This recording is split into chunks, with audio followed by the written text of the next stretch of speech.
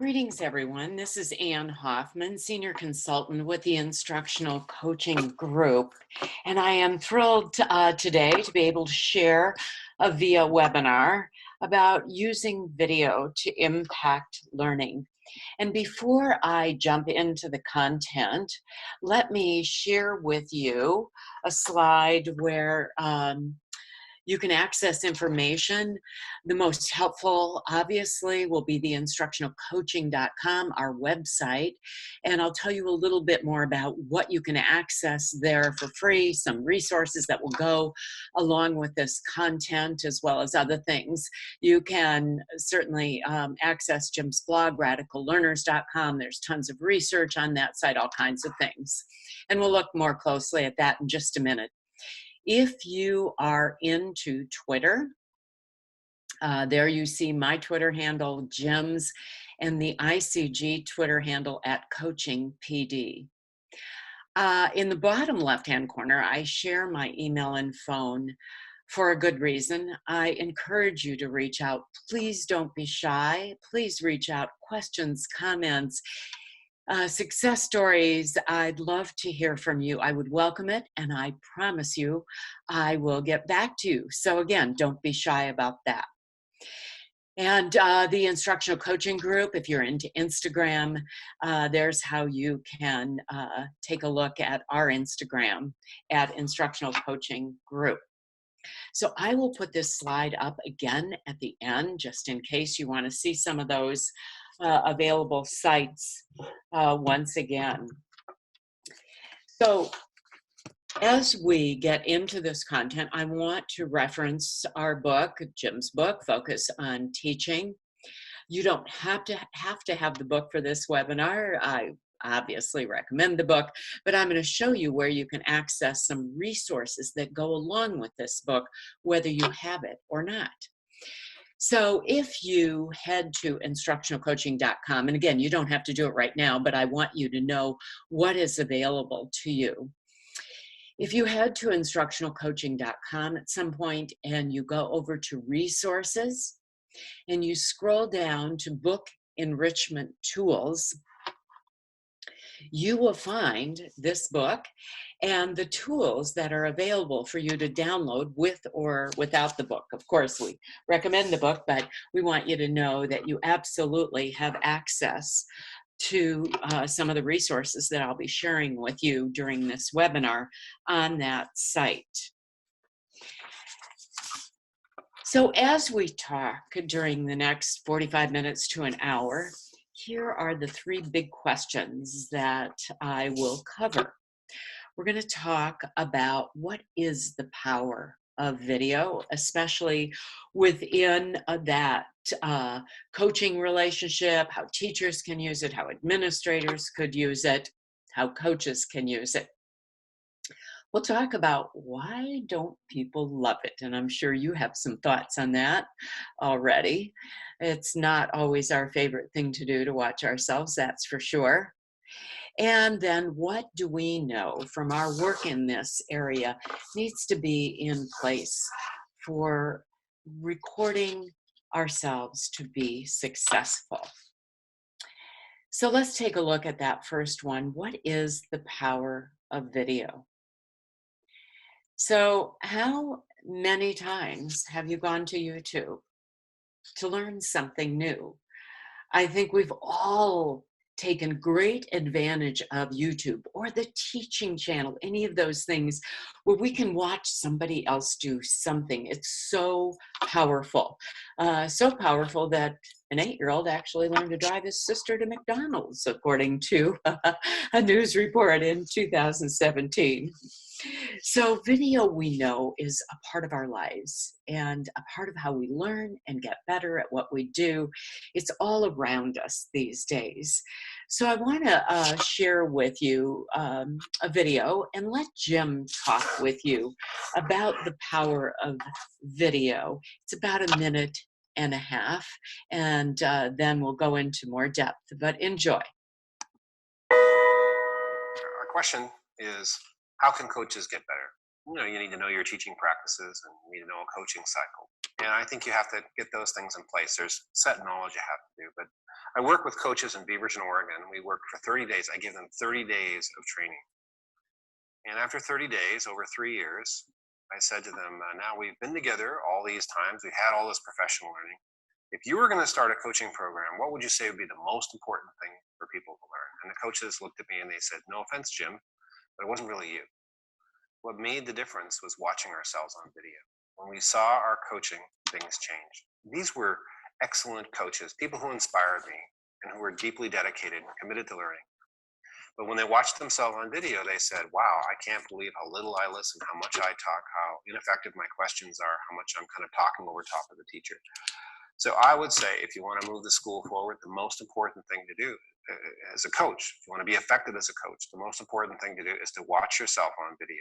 Record your coaching conversations, even record other kind of conversations, look at them, and use that video to move things forward. For what it's worth, I think that's also one of the most important things a teacher can do. The video recorder lessons, look at the lessons and see how they go. So video, secret coaching, was one of our coaches in our project said, I can't imagine coaching that doesn't involve video. But it's maybe even more important for the coach to video record her practices and see what she's doing. So as you can see, Jim talked about how both coaches and teachers can use it, and we'll go into more detail on that. But I want to share a quote from Jackie Jewell, a coach, who talked about it's hard for people to watch themselves. It's hard for me, but video has transformed everything. Sometimes teachers will come to me and say, I think I really need to work on this. And then they watch their video and change completely based on what they watched. When teachers stand in front of a classroom, they don't always have that perspective of what's really happening in their classroom. But when I set that video up in the back of their classroom, they can watch themselves or look at a lesson through the kids' eyes and can see what I see. You can't give them that picture without the video. I don't think I could coach without the video now.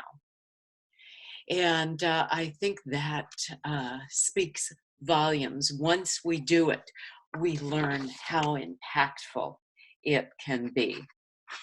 But here's the catch. Why don't we love it? Why don't we all jump to doing it? If it can be so impactful, why isn't everyone doing it? Well, it is hard to look at ourselves and see reality. As Vassity and Sharon said in their Confronting Reality book, to confront it and to see it not as you wish it to be, but to have the courage to do what must be done, not what we'd like it to do. We'd like to see the world as we envision it to be. And avoiding that reality is a basic human tendency. We all do it. So we don't have a clear perception. We don't know what it looks like when we do what we do. We think we do. We have a picture in our heads, but often it's not totally realistic. So I want to share another short video. This is Aisha, and she says to Jim, I know that my warm-ups aren't quite right. You'll hear her in just a minute. She has this idea, but her picture isn't totally accurate, which is true for all of us. Here's Aisha and talking with Jim. I wanted to talk about my warm-up. What are your thoughts? I don't know why warm-ups are supposed to be quick. 5-10 minutes. And my warm-ups seem to go on a little longer than it should. I timed it. Please don't tell me. 8:27 to 8:54, 27 minutes. That's not good. And I think it's because they struggle with, I thought it was something was so simple in my mind. It's going to take them a couple minutes. Right. It didn't happen. I flopped. No, you didn't flop, but it was a lot of time. So it reminds me of a social studies teacher that I was coaching who said to me, I teach exactly the same content, second period and sixth period. And I get such different reactions, and the kids are very much alike in terms of their skill levels and all these things. And she just couldn't understand the difference. And we talked about using video, and the minute she saw both of those classes, it was clear to her that many of her practices were very different from the beginning of the day to the end, as we might expect. We just don't always have that clear picture of reality. As this graph points out, teachers were asked right after they taught a class, how many questions do you think you asked? And the gray box represents their answers, when in reality, they asked a lot more. Then they were asked, how many questions do you think your students asked? And the gray box was what they thought, the red box was reality. So it is difficult to see ourselves, but why is that so difficult? So I want to share some reasons, some of these taken from the book Decisive by Chip and Dan Heath, a great book, by the way. And one of the things that they talk about that keeps us from seeing ourselves clearly is confirmation bias, which is the natural tendency to seek out data and information that supports our assumptions. We seek data that just bolsters our beliefs, that confirms what we want to see or what we believe in. And that is especially true in politics. For sure, we do that. A second reason we don't always see ourselves is habituation. We lose our sensitivity to things that happen over and over again. We become desensitized. In other words, what we could not possibly have missed previously eventually becomes invisible because it just happens over and over. Certain behaviors just become normal. And I will share a great example in my own personal life of habituation. I live in a city in the Midwest. That city happens to have two big cereal plants. One is Quaker Oats, where they make grits. The other is General Mills, where they make Captain Crunch. It used to be that every morning I could wake up and smell Captain Crunch without ever having to purchase a box of it. And I guarantee you that if you came to visit me, the first thing when you came into town, the first words out of your mouth would be, what smells or what stinks? My city has a strange odor, I have to admit. It's a combination of grits and Captain Crunch, and it's really not a pretty smell. I don't smell it anymore. I can be gone a month and I don't smell it. I've become desensitized. And that's the same in classrooms. You may walk past someone's classroom and see a couple of kids having a drooling experience with their desks. In other words, asleep, napping on their desk, eyes closed, and you think, how can that teacher not notice that? Well, if it's been going on all year, sometimes those behaviors become normalized. We become desensitized. It's like posters on the wall with our norms. After a while, they just become like wallpaper. Third reason is primacy. We often remember what happens at the beginning and then regency, what happens at the end. Those things tend to stick in our minds. Our memory tends to hold on to those much better than what we see in the middle. So that's what we tend to remember as reality. And also, we see reality through our biases and stereotypes, through our upbringings, through what we believe in. Those also filter how we see reality. And it fits with this quote, we don't see things the way they are, we see things the way we are. And that's our biases, our stereotypes, our background knowledge. And this quote, I've also seen it attributed to the Talmud and quoted often by Stephen Covey as well. And then there is another reason that I think we can all definitely relate to, is the complexity of teaching. Oh my gosh, there is so much to think about every minute in a classroom. The research tells us teachers make anywhere from 500 to 1,500 decisions a day. No wonder we're exhausted at the end of the day. There's so much going on. We are watching the clock. We are pacing our instruction. We are dealing with getting content across to students. So we're formatively assessing, we're differentiating, we are dealing with behavior. Classrooms are such complex places, and teachers are masters at multitasking. So, given all of these things that keep us from seeing reality, how can video help? Well, it cuts through all of those. It cuts through habituation, confirmation biases, complexity of teaching, and it's objective. It is what it is. It's not my view through my observations. It's not your view from your memory of what happened. It is reality. And I have, if you'll notice in this picture, a flip camera.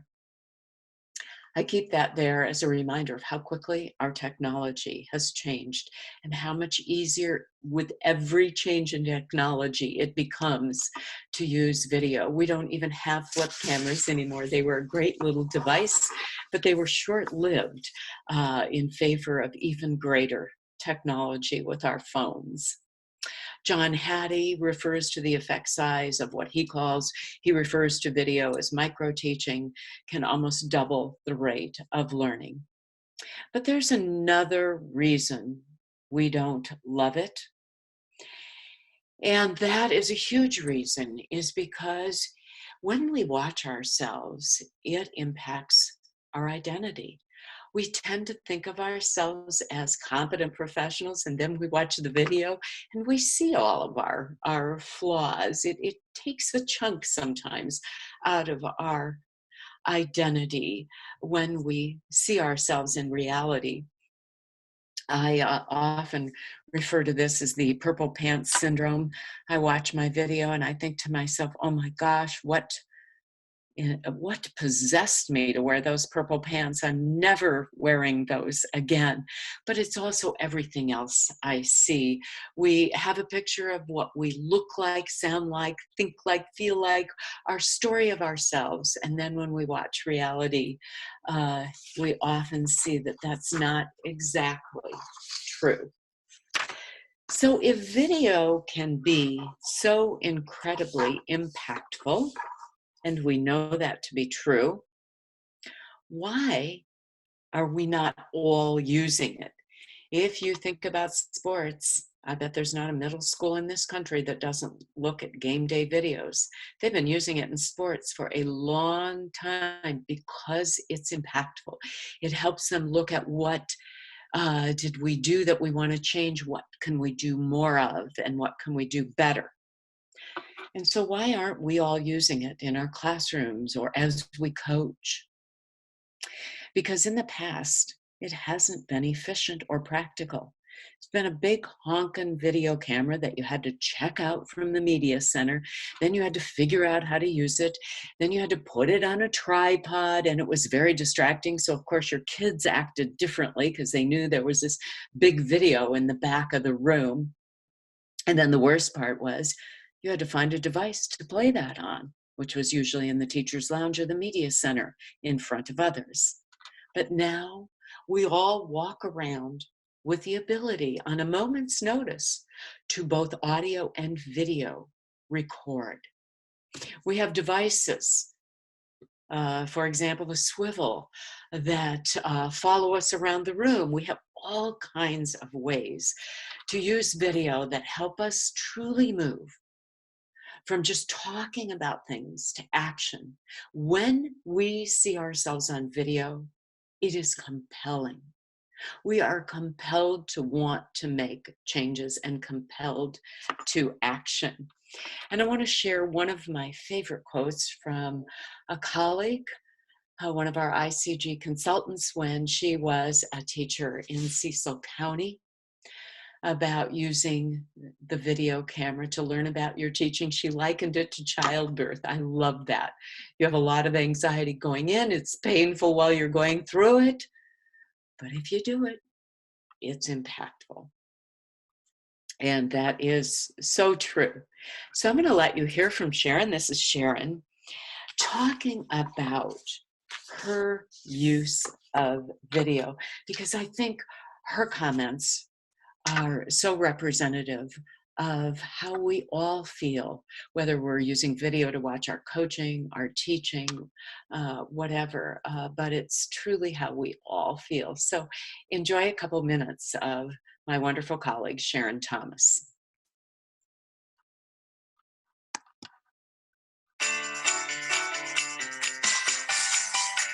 Absolutely. The biggest hurdle to getting people to videotape themselves is them not wanting to see themselves on tape. I mean, you just see things about your physical appearance, the way you move, the way your facial expressions that you just had no idea. You feel like it was like this out of body experience to watch yourself. And I'm like, does my face really contort like that when I talk to people? Like I'm up there thinking I'm Audrey Hepburn, and then you're like, who's the middle-aged lady? Where did she come from? And it really is hard to get used to it first because of that. But it does get easier the more you see it. You really do get over yourself eventually. And that's really what it's about. It's just getting over yourself and realizing that the kids are the thing that are actually interesting in the video, and focusing on them instead. But yes, it's a huge hurdle. It's a huge psychological hurdle. But, the transparency issue in teaching, I think, is a very big deal. We do go into a room, shut the door, we're there with all these kids, we rarely let other adults in, and that is probably our biggest hurdle in professional development, period, because there's not a lot of daily accountability. And on the one hand, that's really liberating, but on the other hand, it's also something that really encourages people not to see things as they really are, to only see it from that sort of front of the classroom perspective. And when you start videotaping yourself, you not only have to get over those personal things about yourself that you don't want to see, but it forces you to get into that idea of being more transparent, of trying to see the classroom as it really is, not just yourself physically, but your students, the way you're teaching, whether or not what you're doing is working. In many ways, that ends up being more painful than the physical side of things, but it's also much more fixable than the physical side of things. It's so much better to go in and try and reteach something in a different way and see the results on that, where the other stuff, changing your outfit, that's not that big of a deal in the end. But I think it contributes to this whole idea of being more transparent as professionals, as people who want to get better at what they do. I do love how Sharon said you do get over yourself, because that truly is the biggest hurdle, that, as I call it, the purple pants syndrome, and seeing the classroom as it really is. What a gift video can be if we look at it that way.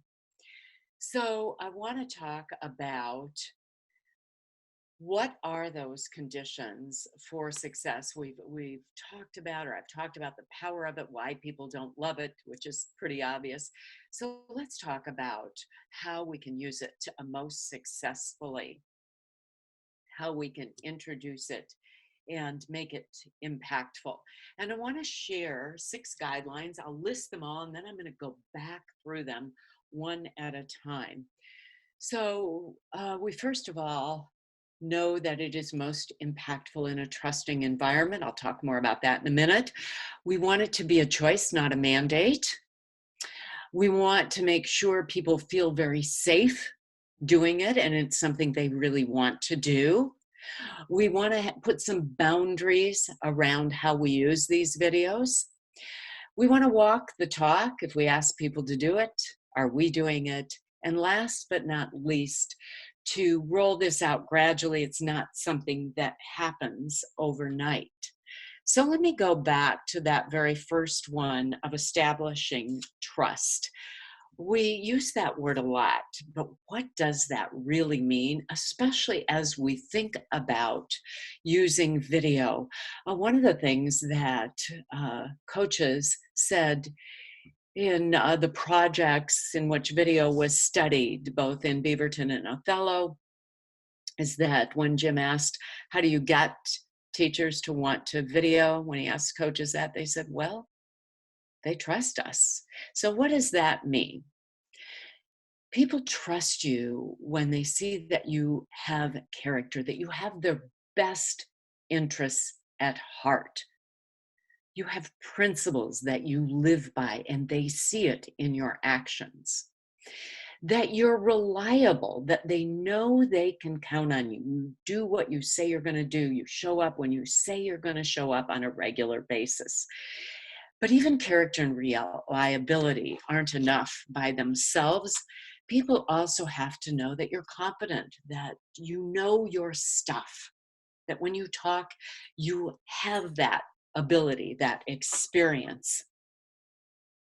But even just these three are not enough. In fact, Amy Cuddy says this next one is even more important than competence, and that is warmth. That they see you as someone who is willing to be vulnerable, who shows kindness, who is truly present, listens to you. But all four of those aren't enough if you also don't have stewardship. In other words, do people see you as putting others' interests ahead of yours? You're not in it for you, for your glory. All of these in place make for a very trusting environment where people will be more likely to be willing to use video. So establishing trust, making participation a choice. We know that choice and voice are important. If you insist, people resist. Start with the volunteers. If you push too hard, it definitely will fail. We want it to be a choice, not a mandate, because we know if we give people choice, they are more likely to act than if we mandate. And so it takes time, start small. Now, one thing none of us have a choice about is whether or not we choose as professionals to get better. Choosing to get better, always learning, always working to get better is in essence the definition of being a professional. The day you decide to stop learning, stop getting better, is the day you should quit. We wouldn't go to a doctor that did that. And so video is such a powerful tool for getting better, for learning. And as we know, once people use it, they say, oh my gosh, it's more powerful than any other learning I could have experienced. I want to talk about the third one. Motivation, intrinsic motivation, having people want to do this on their own and feeling safe about it. And to talk about that, I want to refer you to the work of Amy Edmondson and her work on psychological safety and accountability. So let me explain this graph from Amy Edmondson, and I want you to think about it in terms of people being willing to use video.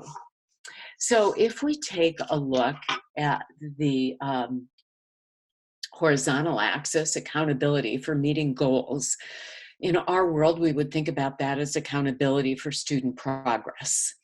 And on the side, the vertical axis, that psychological safety, not physical, but psychological safety. So let's look at that top left zone, the comfort zone, where there is low accountability and high comfort. And you could think about this as where is your building, or where is a department, where is a grade level in this. So if they're in the comfort zone, low accountability, high safety, this is typically a zone where kids do well in spite of us. Often, not always, but often high socioeconomic schools where the principals are very supportive, but there's low accountability. They're supportive, but they stay out of the way. They're not constantly bugging you to look at your scores, not constantly in your room. But there's high safety. I feel very safe here because my kids usually do well. Now let's go right below that in the apathy zone. Low accountability and low safety. A pretty toxic kind of school or department or grade level. Teachers are usually kind of at each other's throats. This is an environment where teachers come, they close their doors, they do their things, they leave at the end of the day. If you come in there as, say, a new teacher or a new department member, new grade level member, and you try and do some innovative things, people often say things to you like, why are you doing that?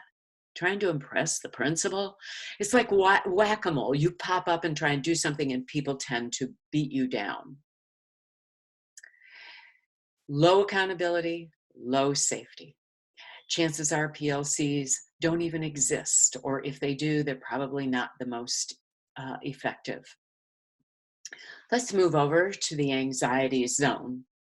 High accountability, low safety. This is a district, a building, a grade level, a department where there's really huge emphasis on high stakes testing. Lots of pressure. Where I may not be as willing to share with you, because what if your kids do better than mine? It's anxiety producing, so there's lots of turnover. Turnover is high because you go home with a pit in your stomach at the end of the day from all the pressure. Probably not a lot of sharing in PLCs in this kind of an environment. None of those three probably are encouraging of using video. But let's talk about the one that is, and that's the learning zone. High accountability to students, high psychological safety. This is where we are encouraged to take risks, to try new things. And if they don't work, we share with each other and they are celebrated as learning opportunities. There is much less judgment in the learning zone. We support each other. PLCs are probably very effective. And this is the kind of atmosphere in which learning through video is going to be more likely to be embraced. So think about, where are your buildings, departments, grade levels, and where might they be most successful using video? And often we talk about, if some are doing it, you go with the coalition of the willing. They are the best to promote its use. When teachers hear about other teachers doing it and see that it's safe, they are more likely to want to do it too. So let's move on and talk about boundaries. As we think about boundaries for use of video, teachers have to feel that psychological safety. Who's going to see it? What choices do I have? So we want to make sure that they know that the focus is not on judging them. It's on what they see, the data, what they're looking for in the video. We know that judgment is a learning killer, so they need to feel safe about it being a non-judgmental, very objective view of their classroom.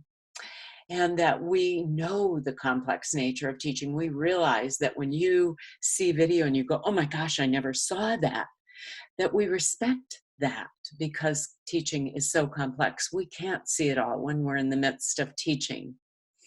We also, of course, want to be very positive and respectful and supportive, that teachers are willing to do this, and to keep those darn advice monsters, of which I have a big one, at bay, that we don't just jump in with a handful of suggestions before the teacher has asked us or focused us on something that he or she would like us to talk about and see in the video.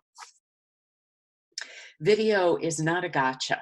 We're not looking at this to shape the teacher. We see it as a third thing that is a great departure point for good dialogue. It's very objective. It's not what I see, what you see, it's what we both see on the video. And teachers need to feel safe that the recordings belong to them and they share only if they want to share, or they share the parts that they want to share. That is their choice. So let's talk about walking the talk. If we're going to ask teachers to use video, we should go first as coaches, as administrators. We should say, I'll be willing to be vulnerable. I'm also going to record my coaching and talk about it. One of the best ways to promote video in a building is to have administrators say, okay, I'll record myself. Maybe I'll record a faculty meeting and take a look at it. Or maybe I'll go in and teach a short lesson and look at it and talk about what I've learned. I'll be willing to be vulnerable first. That speaks volumes. And last but not least, go slow to go fast. This takes time. Implement with care. Don't expect everyone to jump on, because it doesn't happen that way. This is emotionally sensitive, so go slow to go fast. So these are the 6 things that we know are most need to be in place for using video to be impactful. So as you see these, think about, how can you increase and create these conditions for success in your buildings? I want to talk just for a minute as we think about getting current reality, seeing as we have goals that we set as teachers and we set them together with coaches. How do we get a picture of current reality? And video is one of the most impactful. Certainly we can look at current reality by talking to students, looking at student work and through observations, but video is one of our most impactful. If you are familiar with our impact cycle in the identify phase, as teachers look at current reality and set goals, video can be impactful. Truly one of the best ways to truly get that picture of reality. And we'll talk later in the improved part of our cycle about how we can also use video once we've set a goal to see our progress toward that goal. So let's focus on teachers using video for just a few minutes. We certainly, as we watch video, we see what we look for, and we see it through our lenses, our judgments, our biases. So here's how we suggest teachers, and really coaches too, any of us, look at video. Here's what we've learned. If you sit down and watch your video once, it's hard to see everything. If you look for everything, you see nothing. So we suggest watching the video at least twice, what we call a first watch and a second watch, especially when you're first getting used to using video. And the first watch, just sit back, watch the video, get your popcorn, watch the video, and get over the purple pants syndrome, get over your voice, your clothes, all those things. And then decide, okay, I'm going to watch it a second time now. And here is what I am going to focus on. I want to watch my levels of questioning. Or maybe I'm looking at my students and I want to count disruptive behavior. But select a focus area and then just watch for that. Again, if you watch everything, for everything, you see nothing. Then we can use that to set a goal. And if once we set a goal, then we can watch a video to monitor progress. And we're not talking about video recording your entire class. Video record a lesson or something you're trying. 20 minutes is a nice chunk. You can get a lot of information out of that amount of time. We do have a form on that site I gave you earlier that gives you some suggestions about getting the most out of watching your video. Feel free to share this form with others. I want to just put up this quote from Courtney Horton in Madison, Alabama, who said, using video camera to learn about your teaching is like looking in the mirror. You actually get to see what you're doing, and normally what you couldn't see. I love this. It's if we can look at it as such a positive, being able to see ourselves, like being a helicopter hovering over our classroom, what a gift. And I wanted to let you hear again from Sharon. And this time she's talking about how she has become more strategic about using her video. Enjoy Sharon again for a couple minutes. Here she is.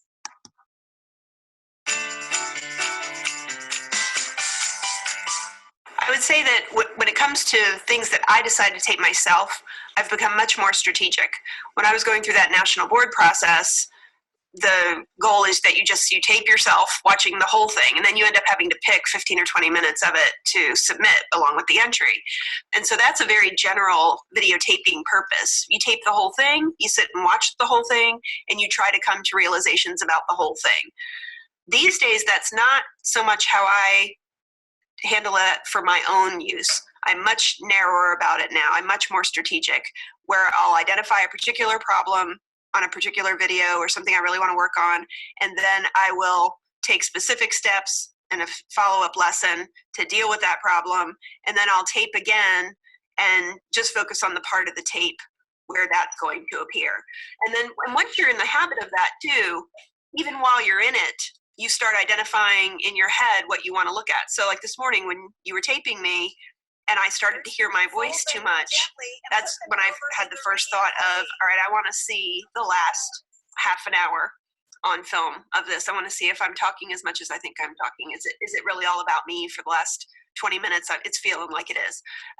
Or there might be a time where I'm taping and I'll realize, oh, that student who's normally not very engaged is very engaged. I want to go back and look at the tape later and see, was that only on this particular part of things? Like, what was it? What got that student moving, in case it was something I hadn't seen myself in class?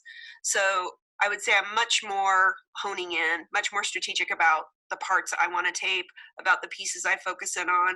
And that's one thing that helps you to become less self-conscious too, is when you really start looking at pieces of things that you're trying to focus in on, you're not just sitting and watching 90 minutes of yourself moving around anymore. And that helps with that issue as well. So again, I love how Sharon talked about that focus being helpful and honing in on just certain parts of your teaching. After all, teachers do have a life. You can't record yourself all day and then go home and watch all that. If you do, that wouldn't be much of a life. So being strategic about what you're focusing in on and what you look for on your video. So let's talk for just a minute about where to point the camera. Sharon referenced that, the students being the interesting part. And we do have some forms for both. If you want to point the camera on you, what are some things you could look for? And if you want to point it on the students, what are some things you might zero in on as you watch your students? Those are also available. Here's the watch yourself. Here's the watch your students on our website, the one I pointed out at the beginning. Again, these may or may not be helpful to you, but know that you have access to them.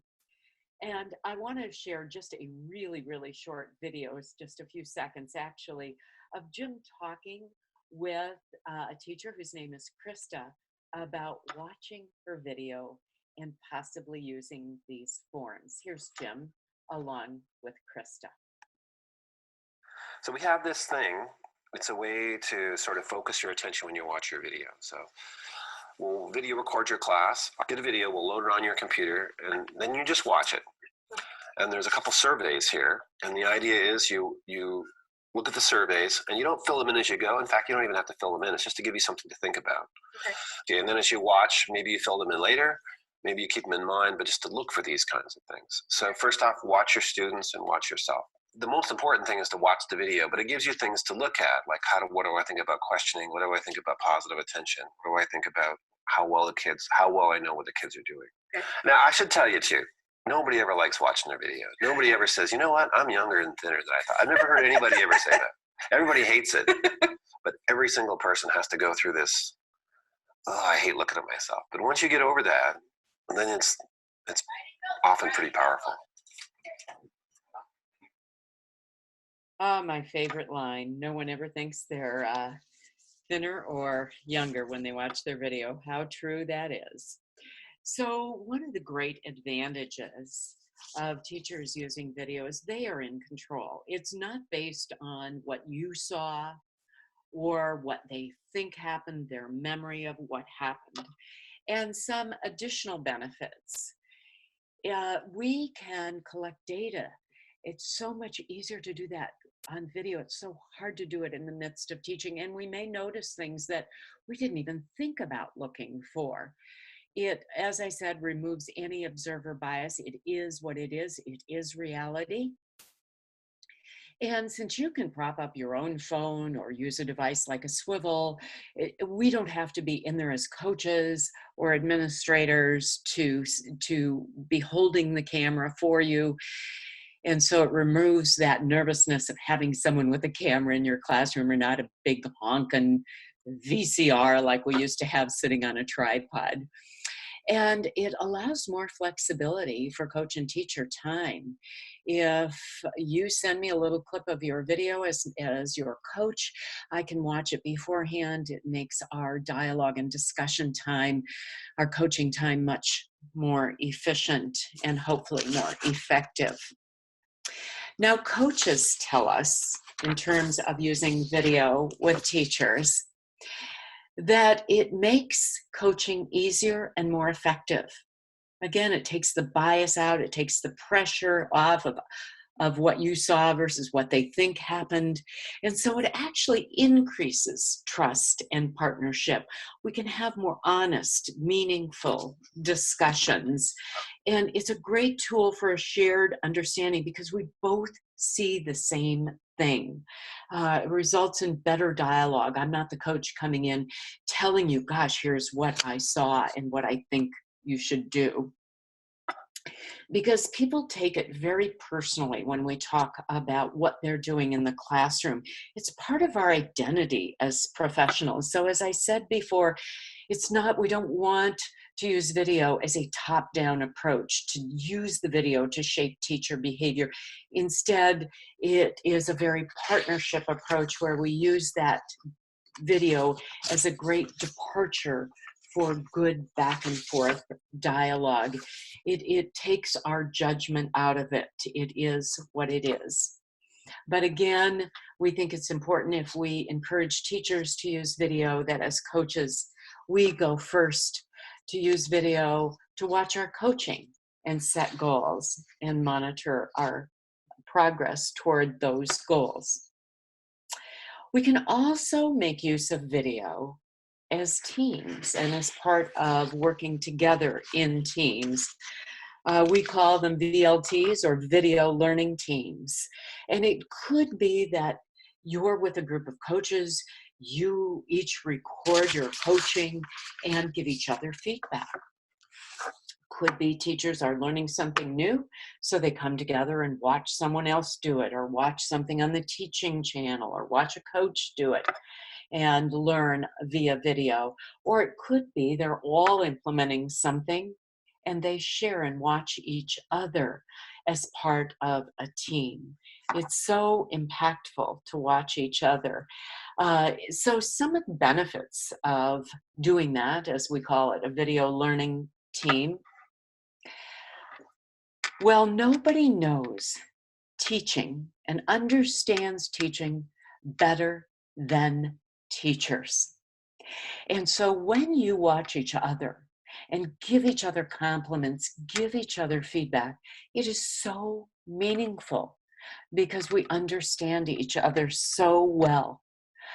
I am guessing that no politician, no student would ever come up to you and say, gosh, I watched your class, or I watched your video, and that was just an amazing anticipatory set.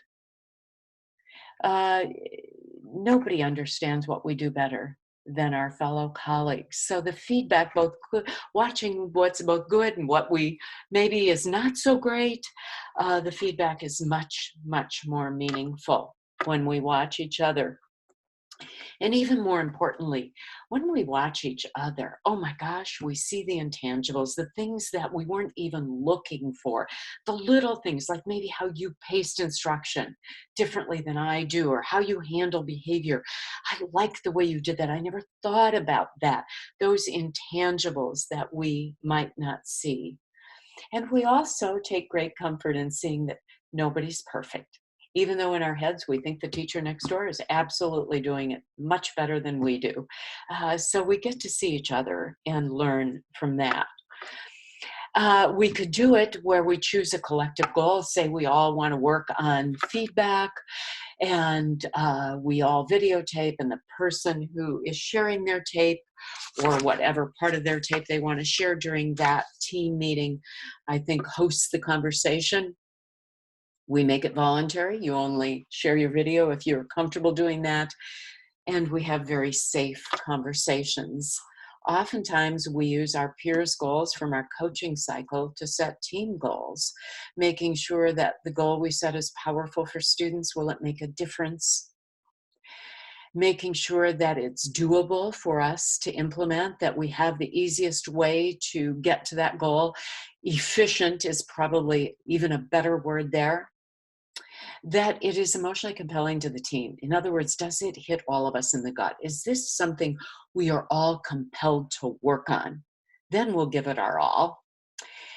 Do we have a way to get there and know that we've gotten there? So is it measurable, and do we have a strategy to get there? And last but not least, that we keep it focused on student outcomes, students' will as our goal versus teacher will. These teams are not meant to be judging of the teacher or the coach if you're in a video learning team for the coach, but to look at impact on students. You also have access to a self-assessment form if you find it useful on that same site I mentioned earlier, to think about how your team meeting went. Did you offer suggestions honestly? Did you encourage, etc.? You can see the items on that list. The last thing I want to take just a few minutes to talk about is how administrators might find using video impactful. When I have asked in sessions, do you think teacher evaluations improve instruction? I get lots of groans and head shakes. So how can we make those evaluations impactful? Because principals want them to be impactful. They want them to be a good use of their time. And so do teachers, instead of just a checkoff, something that has to be done. So which is more reliable, people's memories or a video? And of course, we know video is more reliable than our memories. And oftentimes, as administrators, you don't get the chance immediately after an observation to jot down your write-up and put your notes in order.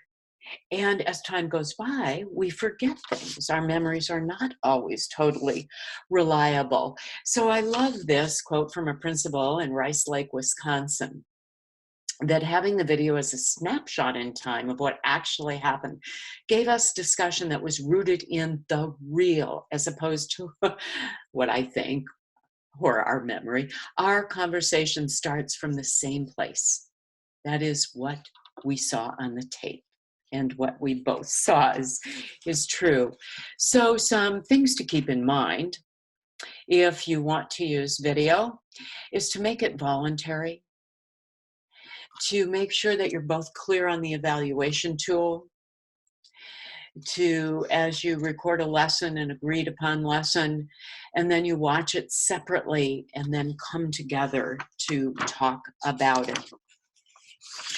I'd like to let you hear an administrator talk about it and how he saw the advantages in a variety of ways. And his name is Bill Summers.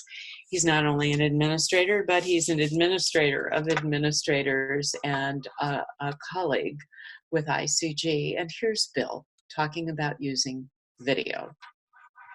Enjoy.